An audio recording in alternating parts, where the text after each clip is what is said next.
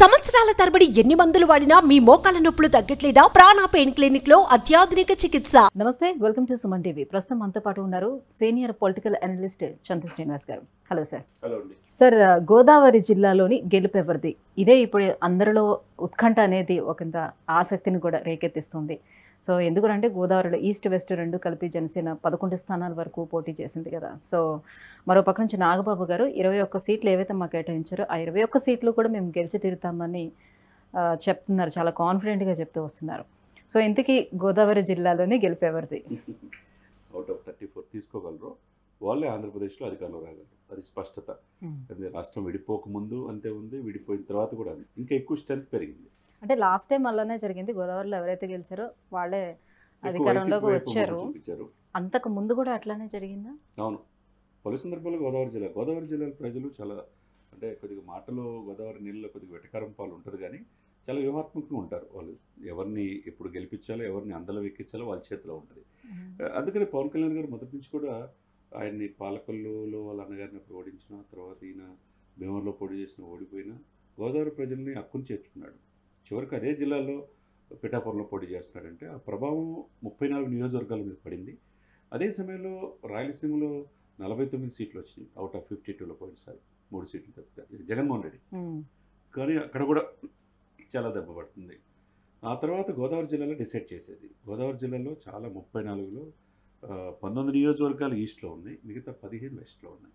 ఈ 34 నియోజకవర్గాల్లో ఓన్లీ జగన్మోహన్ రెడ్డి గారికి అధికార పార్టీకి 8 సీట్లు మాత్రమే వచ్చే అవకాశం ఉంది. ఆ వచ్చే సీట్లు కూడా ఒకసారి చూసుకుందాం.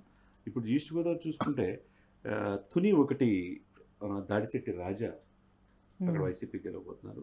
తర్వాత సూర్యనారాయణ రెడ్డి అనపర్తి అక్కడ వైసీపీ. తర్వాత విశ్వరూప్ మాజీ మంత్రి ఆయన కూడా గెలవబోతున్నారు. తర్వాత నాగులపల్లి ధనలక్ష్మి, రంపచోడవరం, కొవ్వూరు తలారి వెంకటరావు, ఆ Kovvur constituency point of view వాళ్ళు గెలవబోతున్నారు. అంటే ఓన్లీ అక్కడ 5 మాత్రం ఈస్ట్ గోదావరిలో, ఇకపోతే 3 మాత్రం వెస్ట్ గోదావరి. ఆ 3 కూడా ఎస్సీ నియోజకవర్గాల్లో ఉన్నాయి. మనం చూస్తే కనుక గోపాలపురం, పోలవరం, చింతలపూడి ఈ 3 స్థానాలు. అంటే మిగతా రిమైనింగ్ 26 కూటమి గెలవబోతున్నారు. ఇంత వేరియేషన్ ఏంటి? లాస్ట్ టైంకి ఇప్పటికీ కంపేర్ చేస్తే ఇంత వేరియేషన్ ఎందుకు వచ్చిందంటే ముఖ్యంగా పవన్ కళ్యాణ్ గారికి చరిష్మా. గోదావరి జిల్లాలో ఎక్కువగా కాపులు ఉన్నారు. ప్రతి కాన్స్టిట్యూన్సీ 35% వాళ్ళు డిసైడ్ చేసి ఓటమిస్తున్నారు. ఆ తర్వాత శెట్టి బలిజలు, తర్వాత కొప్పుల వెలవ, తర్వాత యాదవులు, బీసీ సమాజవర్గం, మత్స్యకారులు ఉన్నారు. అది ఆ విధంగా ఏ విధంగా చూసుకున్నా ఈ పాయింట్ ఆఫ్ వ్యూలో కూటమి పొత్తుల భాగంగా టీడీపీ జనసేన కలిసి పోటీ చేయటం, ఓటు ట్రాన్స్ఫర్మేషన్ జరగటం వల్ల 34 కాన్స్టిట్యున్సీలో 26 సీట్లతో వస్తుందంటే మనం అర్థం చేసుకోవాలి. ఇక పోటీ చేసింది ఇక మీరు మీ పాయింట్ ఆఫ్ వ్యూలో చూసుకుంటే పిఠాపురం పవన్ కళ్యాణ్ గారు మనం ఎప్పుడు అనుకుంటుంది. చాలామంది పందెం పెట్టుకుంటున్నారు, రకరకాలు చేస్తున్నారు, కానీ పిఠాపురం గెలుపు అది ఎవరు ఆపలేరు. మంచి మెజార్టీతో 60,000 మెజార్టీతో ఆయన గెలవబోతున్నారు. అంటే జనసేన పాయింట్ ఆఫ్ వ్యూలో ఇక్కడ పోటీ చేసేది చూసుకుంటే అండి ఈస్ట్ గోదావరి వచ్చేసరికి ప్రత్తిపాడు టీడీపీ గెలవబోతుంది. తర్వాత సత్యప్రియ గారు గెలవబోతున్నారు. పిఠాపురం పవన్ కళ్యాణ్ గారు గెలవబోతున్నారు. తర్వాత కాకినాడ రూరల్ పంత నారాజీ, ఆయన జనసేన. తర్వాత పెద్దాపురం నుంచి చినరాజప్ప మాజీ హోమ్ మినిస్టరు, ఆయన టీడీపీ కూటమి గెలవబోతున్నాడు. తర్వాత వచ్చి తెలికండి కాకినాడ సిటీ నుంచి ఫస్ట్ టైం చంద్రశేఖర్ రెడ్డి దూరంపూడి ఓడిపోబోతున్నారు. అక్కడి నుంచి వెంకట్రావు గారు, వనమూడి వెంకటేశ్వర గారు గెలవబోతున్నారు. రామచంద్రపురం నుంచి కూడా వాసంశెట్టి సుభాష్. తర్వాత అమలాపురం నుంచి విశ్వరూప ఇందాక చెప్పుకున్నాం. లేకపోతే రాజోల్ నుంచి దేవవరప్రసాద్ జనసేన. కాకపోతే తర్వాత టీడీపీ కొత్తపేట నుంచి బండారు సత్యానందరావు మాజీ మంత్రి, ఆయన గెలవబోతున్నారు. తర్వాత వేగుల జోగేశ్వరరావు మండపేట నుంచి, రాజనగరం బత్తుల బలరామకృష్ణ జనసేనే. తర్వాత ఆదిరెడ్డి వాసు కాకినాడ సిటీ నుంచి. తర్వాత రాజమండ్రి రూరల్ నుంచి గోరంట్ల బుచ్చి చౌదరి కూటమి టీడీపీ అభ్యర్థి. జ్యోతుల వెంకటప్పారావు జగ్గంపేట జ్యోతుల నెహ్రూ గెలవబోతున్నారు. ఇక ఈ విధంగా చూసుకుంటే 3 సీట్లు మాత్రమే. నిడదవోలు నుంచి కందులు దుర్గేష్ స్వల్ప మెజార్టీతో జనసేన, ఆయన కూడా గెలవబోతున్నారు. ఇది ఈస్ట్ గోదావరి. ఇక వెస్ట్ గోదావరి నుంచి వచ్చే చైతన్యవంతమైన పాయింట్ ఆఫ్ వ్యూలో ఆయన చిరంజీవి గారు కావచ్చు, పవన్ కళ్యాణ్ గారు కావచ్చు, మొగల్తూరులో పుట్టి పెరిగారు. గోదావరి జిల్లాలో ఎక్కువగా కొవ్వూరు చూసుకుంటే ఇక్కడ కాపులు 25% ఉన్నారు.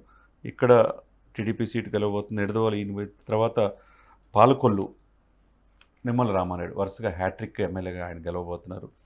ఆ తర్వాత నరసాపురం బొమ్మిడి నాయకులు జనసేన ఇక్కడ గెలవబోతున్నారు. కొత్తపల్లి సుబ్బరాయుడు అన్ని కలిసి పనిచేయటం వల్ల ఊహించిన విధంగా ఏంటంటే కలిసి వచ్చింది ఏంటంటే జనసేన క్యాడరు పవన్ కళ్యాణ్ గారు మాట వినటం, దాంతోపాటు 90% కాపు సమాజవర్గం ఈ కూటమి వెంబట నిలబడటం, ఓటు ట్రాన్స్ఫర్మేషన్ జరగటం.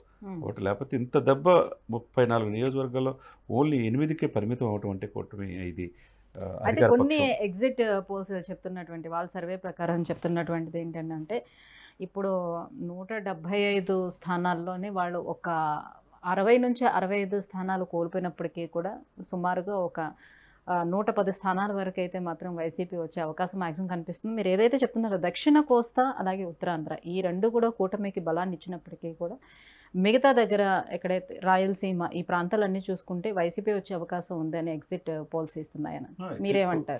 కొన్ని ఎగ్జిట్ పోల్స్ ఇస్తున్నమాట వాస్తవమే. అదే సమయంలో సైలెంట్ ఓటింగ్ 2.09% ఎవరికి పడింది? ప్రభుత్వ వ్యతిరేకతే కదండి. దాంతో 46 లక్షల మంది హైదరాబాద్ సరౌండింగ్ నుంచి కావచ్చు, చెన్నై కావచ్చు, బెంగళూరు నుంచి కావచ్చు, ప్రతి ఒక్కరు ఓటు వేద్దామని వచ్చారు. దాంట్లో 80% కూటమికి పడిందనమాట. అది అధికార పార్టీకి దెబ్బ. అదేవిధంగా మీరు అన్నట్టు రాయలసీమలో బలంగా ఉన్నది తగ్గిపోతుంది. అక్కడ విజయనగరంలో మళ్ళా ఎడ్జ్ ఉంది వైసీపీ పార్టీకి, విశాఖపట్నం వాళ్ళ కూటమికి ఉంది, శ్రీకాకుళంలో వాళ్ళకు ఉంది, గోదావరి జిల్లాలో డిసైడ్ చేస్తుంది. గోదావరి జిల్లాలో ఈ ఓట్లు చాలా కీలకం. నేను మొదటి నుంచి చెప్తున్నా, ఎవరైనా కానీ 140 ఓన్లీ గోదావరి జిల్లా మాత్రమే డిసైడ్ చేస్తారు, గోదావరి జిల్లాలే. ఇకపోతే ఇప్పుడు చూడండి, నేను నరసాపురం వస్తుంది, భీమవరం జనసేన గెలవబోతుంది, తర్వాత ఉండి కూడా గెలవబోతుంది, తణుకు, తర్వాత తాడేపల్లిగూడెం బొలిశెట్టి శ్రీనివాసు జనసేన, తర్వాత ఉంగుటూరు పచ్చమట్ల ధర్మరాజు జనసేన, తర్వాత దెందులూరు ఒకటి వైసీపీకి వెళ్ళొచ్చు, తర్వాత ఏలూరు కూడా టీడీపీ, తర్వాత గోపాలపురం నేను చెప్పినట్టు చింతలపూడి, పోలవరం మాత్రం అధికార పక్షం కూడా. అంటే ఈ గోదావరి జిల్లాలో చాలా ప్రజలు వాళ్ళకి కులాలు కలిపే సిద్ధాంతంలో ఇక్కడ శెట్టి బలిజలకి కాపులకి పడదు. అది కలిపాడు పవన్ కళ్యాణ్ గారు. మీరందరూ కూడా అన్నదమ్ములాగా ఉండండి, కులాలకు కలిపే సిద్ధాంతం మన సక్సెస్ అయితే ఇప్పుడు అధికారాన్ని దూరంగా ఉన్న వర్గాలన్నీ కూడా అధికారం దగ్గరికి రావచ్చు. ఏ రెండు వర్గాలే పరిపాలించడానికి లేదు. సమాజంలో అందరికీ ఫలాలు అందాలనేది పవన్ కళ్యాణ్ చెప్పిన ఏ సిద్ధాంతం అయితే బీసీలు కావచ్చు, ఎస్సీలు కావచ్చు, ఎస్టీలు కావచ్చు ఎక్కువగా ఆయన మాట విన్నారు. అది కాపులు చైతన్యవంతం వచ్చింది. కాబట్టి డిసైడ్ చేసే వీళ్ళు దాదాపు 55 లక్షల ఓట్లు ఉన్నారు. కాపులు 55 లక్షల మంది ఉన్నారు. తర్వాత తూర్పు కాపులు 30 లక్షల మంది, 90 లక్షల మంది వీళ్ళే ఉన్నారు. కాబట్టి 175 కాన్స్టిట్యూన్సీలో ఇటు బలిజల రాయలసీమలో, కాపు తెలగ ఇక్కడ ఈస్ట్ వెస్ట్లో ప్రకాశంలో ఉంటారు. తర్వాత తూర్పు కాపులేమో మనకి విజయనగరం, విశాఖపట్నం, శ్రీకాకుళంలో ఉంటారు. ఈ పోలరైజేషన్ పాయింట్ ఆఫ్ వ్యూలో ఎందుకు తక్కువ తీసుకున్నాడు పవన్ కళ్యాణ్ అనేది మనం 40 నుంచి 21 పరిమితం అయ్యేది చాలా స్ట్రాటజీగా తీసుకున్నాడు. తీసుకోవటం వల్ల ఈరోజు దాని మీద పూర్తి కాన్సన్ట్రేషన్ చేయడం వల్ల 17 స్థానాలతో ఈరోజు 2-3 రైల్వే కోడూరు, పాలకొండ, తర్వాత పోలవరం, ఉంగుటూరు అది కూడా బయటపడేస్తూ కావచ్చు, పి గన్నవరం డౌట్గా ఉంది. ఈ 4 పక్కన పెడితే 17 స్థానాలు గెలవబోతున్నారు. ఎవరు ఓకే సర్వేలకు కూడా సర్వేలు 10 పడిన అంటున్నారు, కానీ 17 స్థానాల్లో జనసేన పవన్ కళ్యాణ్ గారి నాయకత్వంలో ఆ 17 సీట్లే కూటమికి, టీడీపీకి 80 నుంచి 85 మంది వస్తాయి, బీజేపీకి 3 స్థానాలు వస్తాయి. అప్పుడు 105 స్థానాలతో ఈ కూటమి అధికారులు రాబోతుంది. దీంట్లో కీలకంగా గోదావరి జిల్లాలో ఈయన పోటీ చేసిన 11 స్థానాలు ఉండటం అనేది ఒక అదృష్టం కావచ్చు, ఏదైనా కావచ్చు, ఈ కూటమికి కలిసి వచ్చే అవకాశం స్పష్టం. సో మొత్తానికి గోదావరి జిల్లాలోని ఎవరైతే ఎక్కువ స్థానాలను గెలుస్తారో సో వాళ్ళే అధికారం చేపట్టే అవకాశం ఉందని చెప్తున్నారు. అది కూటమి అవుతుందని మీ అనాలిసిస్ ప్రకారం మీరు చెప్తున్నారు. Thank you so much sir.